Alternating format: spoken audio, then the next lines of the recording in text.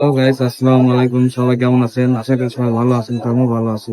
তো আপনাদেরকে আজকে একটা জিনিস দেখাতে যাচ্ছি আমি।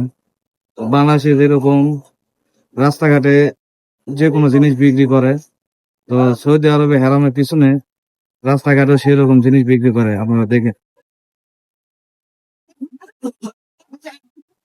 বাংলাদেশে কোনো কমতি নাই ভাই। বাংলাদেশে যেরকম জিনিস বিক্রি করে, দেখুন কত ধরনের দোকান রয়েছে বাংলাদেশের মতো। এই দেখুন, আমাদের বিশেষ করেন না। তো ভিডিওটা শেয়ার করে দেবেন।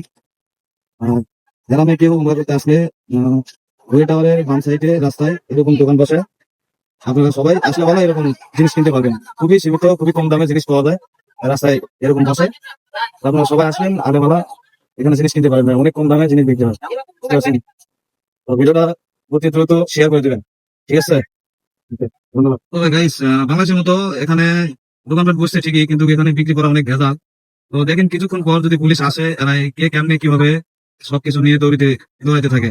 আপনারা পাশে থাকে ভিডিওটা দেখেন, ভিডিও না দেখলে বুঝতে পারবেন বাংলাদেশের মতো এত লোক।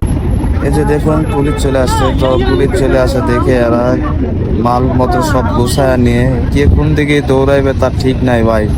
আজ কারণ সৌদি আরবে রাস্তাঘাটে কোনো জিনিস বিক্রি করা এখানে নিয়ম নাই।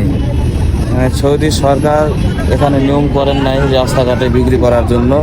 বিক্রি করা যাবে, দোকান দেওয়া লাগবে। আর ওখানে এই যে দেখুন পুলিশের গাড়ি চলে আসছে, পুলিশের গাড়ি দেখে সবাই দৌড়, কে কোন দিকে দৌড়াইছে তার ঠিক নাই।